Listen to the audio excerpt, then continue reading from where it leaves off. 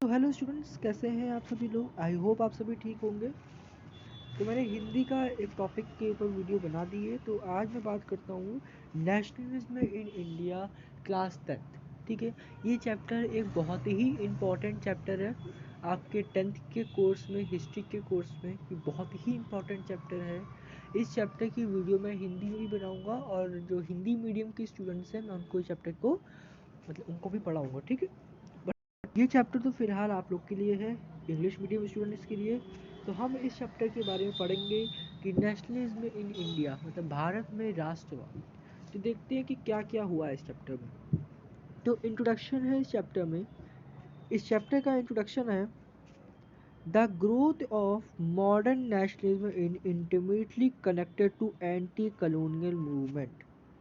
तो इस पे एक क्वेश्चन बन जाता है स्टूडेंट्स कि why the growth of modern nationalism in intimately connected to anti colonial movement in India. तो ये क्वेश्चन आप नोट कर सकते हैं, इसका आंसर मैं आपको बाद में बताऊंगा। ठीक है, हम पढ़ते जाएंगे, इसमें आपको आंसर पता चलता जाएगा। फिर है the Congress under the leadership of Mahatma Gandhi tried to form group together within one movement, however the unity does not emerge without conflict।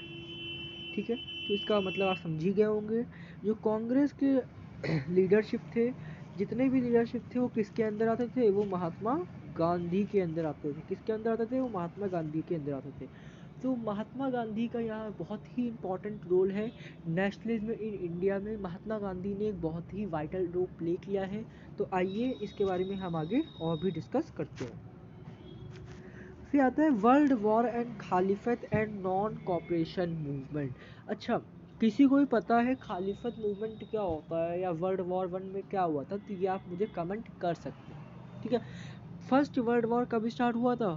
First world war start हुआ था इन 1914 टू 1918। लिख लीजिए, first war start in 1914 to 1918। First world कब वो start हुआ था, first world start हुआ था 1914 टू 1918। ठीक है, ये क्वेश्चन बाबा पूछा जाता है कि when was first world war started. अब ये खिलाफत मूवमेंट क्या है, ये आप मुझे कमेंट करिएगा। ठीक, फिर आते हैं non cooperation movement. What is non cooperation movement.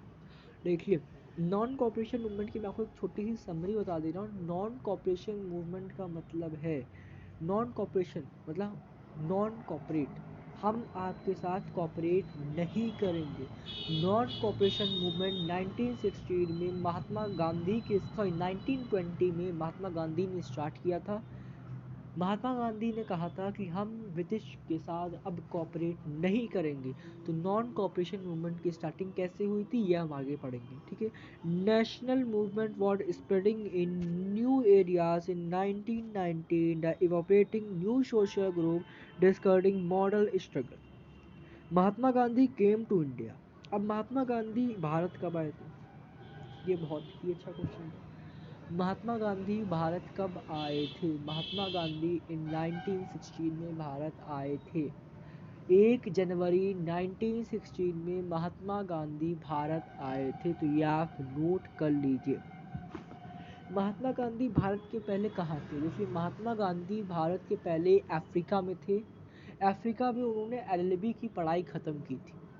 ठीक है, महात्मा गांधी को एम के गांधी भी कहा जाता था। एम के गांधी का फुल फॉर्म क्या होता है, मोहनदास करमचंद गांधी।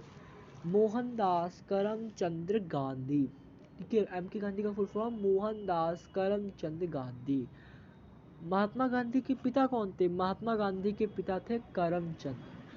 करमचंद के पिता कौन थे, करमचंद के पिता थे मोहनदास। तो ये आप लिख लीजिएगा या याद करके रखिएगा। अब देखिए, महात्मा गांधी ने भी अफ्रीका में फाइट लड़ी थी, सत्याग्रह किया था। किसके अगेंस्ट किया था, वाइट और ब्लैक पीपल के अगेंस्ट किया था। Mahatma Gandhi started satyagraha in Africa against white and black people, discrimination. ठीक है, फिर आता है व्हाट इज सत्याग्रह। सत्याग्रह, सत्याग्रह क्या होता है, अब इसके बारे में हम बात करते हैं। सत्याग्रह क्या है और कैसे, मतलब क्या क्या है सत्याग्रह में, हम इसके बारे में बात करेंगे। तो देखिए सत्याग्रह में क्या क्या है। Mahatma Gandhi came to India, idea of satyagraha emphasize the power of the need to search the food. Mahatma Gandhi ने सत्याग्रह स्टार्ट किया था इंडिया में। जब वो आए थे तो उन्होंने देखा कि इंडिया की स्थिति अच्छी नहीं है, इंडिया के हालात अच्छे नहीं हैं, तो महात्मा गांधी ने सत्याग्रह इन इंडिया स्टार्ट किया था। ठीक है, सत्याग्रह मतलब सत्य के आगे आग्रह, मतलब नॉन वायलेंस। ठीक है, सत्याग्रह। अब इसकी मैं आपको एक डेफिनेशन बोल दे रहा हूँ, बहुत छोटी डेफिनेशन है, या अपनी पेन और कॉपी उठाइए और लिखना स्टार्ट कर दीजिए। सत्याग्रह implies the power of truth and the need to search the truth. Okay, there is no relation in Satyagraha with non-violence. Okay, फिर बात आती है he advocated the physical force was not necessary to fight the person. अब physical force opposes क्यों नहीं करता है कि आप किसी से लड़ाई करो, तो फिजिकल फोर्स वो चाहते थे कि आप फिजिकली लड़ाई ना करो, आप मेंटली लड़ो। अब ये क्या मतलब था, ये महात्मा गांधी एक ऐसे इंसान थे जो जिन्होंने कहा था अगर कोई भी इंसान आपको एक थप्पड़ मारे तो आप अपना दूसरा गाल भी आगे कर देना। महात्मा गांधी ने ये कहा था। क्या कहा था महात्मा गांधी ने, कोई भी इंसान एक थप्पड़ मारे दूसरा गाल भी आगे, दूसरा थप्पड़ खा जाए, ये उनकी सोच थी। वैसे आज तो ऐसी सोच नहीं है, लेकिन ये उनकी सोच थी, ये उनका तरीका था कहने का। महात्मा गांधी चाहते थे कि जितना हो सके वायलेंस ना फैले, जितना हो सके लड़ाई ना फैले, सारी चीज़ें सब कुछ देखा था महात्मा गांधी ने, लेकिन ये कर नहीं पाए। जब नेशनलिज्म in इंडिया, जब हमारा देश 1947 1947 लिख लीजिए, 1947 में आज़ाद हुआ था। हमारा देश कब आज़ाद हुआ था, हमारा देश 1947 में आज़ाद हुआ था। उसके पहले बहुत ही खून खराबे हुए थे, ये आप लोगों को पता है, ये हमको भी पता है, ये सबको पता है। ठीक है, अब देखिए in 1916 Gandhi travel to Champaran against the oppressive plantation system. अब ये जो पॉइंट है, ये पॉइंट नोट कर लीजिए, ये बहुत ही इम्पोर्टेंट पॉइंट है स्टूडेंट्स, बहुत ही इम्पोर्टेंट पॉइंट है। यहाँ से क्वेश्चन जरूर आएगा, 100% आएगा। ठीक है, तो इसको आप नोट कर लीजिए, 101% यहाँ से क्वेश्चन तो पूछा ही जाता है। ठीक है,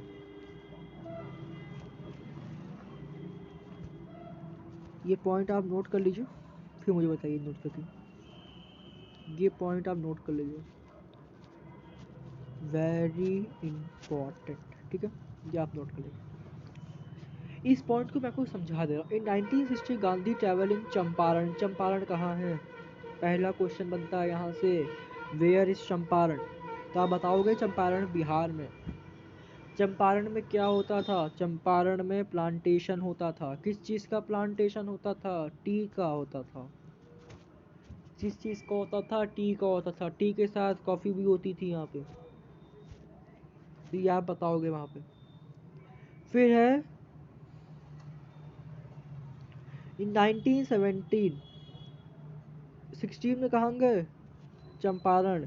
17 खेड़ा डिस्ट्रिक्ट ऑफ गुजरात। 17 में कहा गया, क्रॉप फील्ड में गया, खेड़ा डिस्ट्रिक्ट गुजरात में गए थे। But the government refuse to remit land revenue initial list of food collection. देखो खेड़ा डिस्ट्रिक्ट में गवर्नमेंट ने रिफ्यूज़ कर दिया था लैंड एनवायरनमेंट को, वहाँ पे जितने भी लेबर्स थे सबसे ज़मीनें छीन ली गई थी।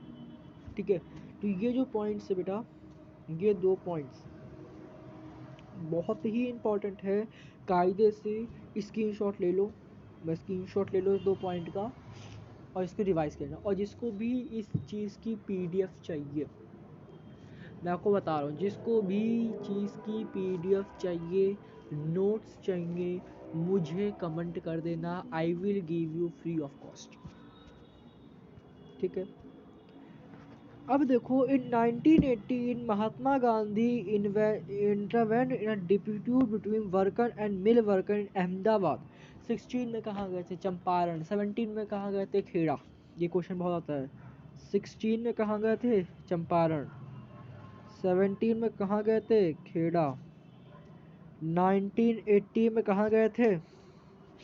कहाँ गए थे? Ahmedabad. CKA।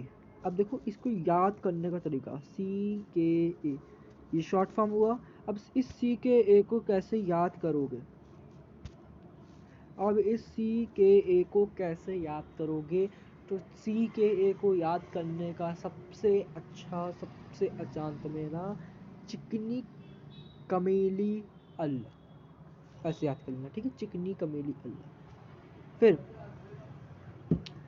dispute worker in mid owner of he advised to worker to strike on demand 35% increase in wages।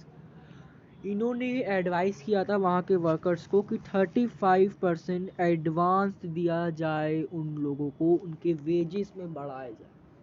और ये मेरे ख्याल से आपने जब चैप्टर पढ़ा था development, not development, yes development, वहाँ पे मैग्नीरा पढ़ा था, महात्मा गांधी नेशनल, याद है? MGNREGA, Mahatma Gandhi national economic national day पढ़ा था, मैग्नीरा पढ़ा था सबने। उस मैग्नीरा में क्या कहा था महात्मा गांधी ने? 100 डेज वर्कर का था कि एटलीस्ट आप उनको 100 दिन में देंगे। तो वही मैग्नीरा का प्रोसेस इसके बाद ही स्टार्ट हुआ था।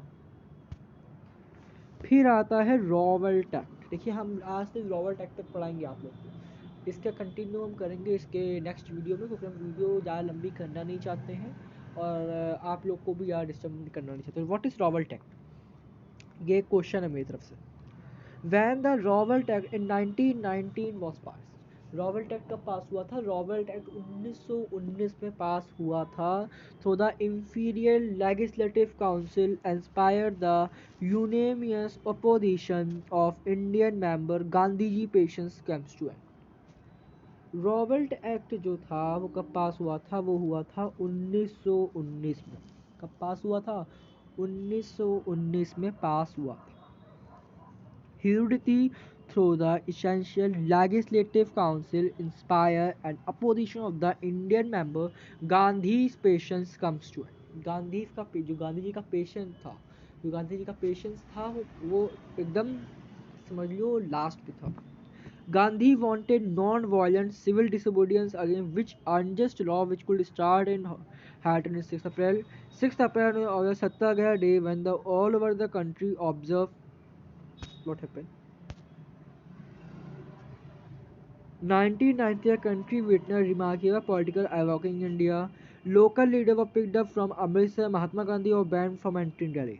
ठीक है, देखो रॉवेल्ट एक्ट में सिंपल से मैं आपको बता दे रहा हूँ, मैं ये सब नहीं पढ़ूंगा, मैं आपको सिंपल बता दे रहा हूँ रॉवेल्ट एक्ट में क्या हुआ था। रॉवेल्ट एक्ट 1919 में इंफीरियर लेजिस्लेटिव काउंसिल ने निकाल दिया था, जिस एक्ट की बदौलत, जिस एक्ट की वजह से ये कहा गया था कोई भी पॉलिटिकल लीडर, कोई भी व्यक्ति अगर शक के दायरे में आता है 2 साल के लिए उसको जेल हो जाएगी विदाउट एनी क्रिटिकल केस। शक आया जेल, शक आया जेल। तो यही चीज़ महात्मा गांधी को नहीं पसंद थी, इसी पे महात्मा गांधी ने अप्रोच किया था और इसी के जस्ट बाद एक मार्शल लॉ भी पास हुआ था, वो मैं आपको अगली बताऊंगा। अच्छा लास्ट में एक 6th है। On 10th April in police of Amritsar fire upon a peaceful provocation provoking whispered attack on bank. क्या हुआ था? 10 अप्रैल को पीसफुल ओकेशन था, किसका था, क्या था, ये मुझे आप कमेंट करके बताओगे, ठीक है? इसका स्क्रीनशॉट फटाक से ले लो आप लोग, जल्दी से ले लो उसका स्क्रीनशॉट। ले लिया होगा आप लोगों ने, ठीक है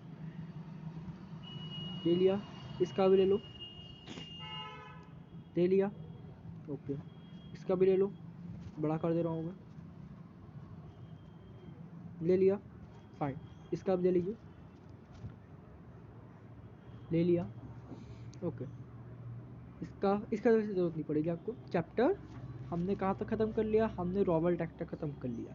अच्छा अगर आप में से किसी को भी मुझसे कोचिंग पढ़नी हो तो यू हैव टू कमेंट, मुझे बस तुम लोग कमेंट कर देना।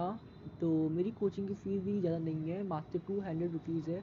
ऑनलाइन पढ़ाऊँगा, गूगल मीट पे पढ़ाऊँगा, टीचमेंट पे, जिस पे आपको मन हो पढ़ने का मैं उस पर पढ़ा सकता हूँ। वैसे तो मैं टीचमेंट पे पढ़ाता हूँ, ठीक है? तो अगर जिसको भी मुझसे कोचिंग पढ़नी है तो please you have to message me, you have to comment me, सिर्फ 200 रुपये में। Okay, thank you class.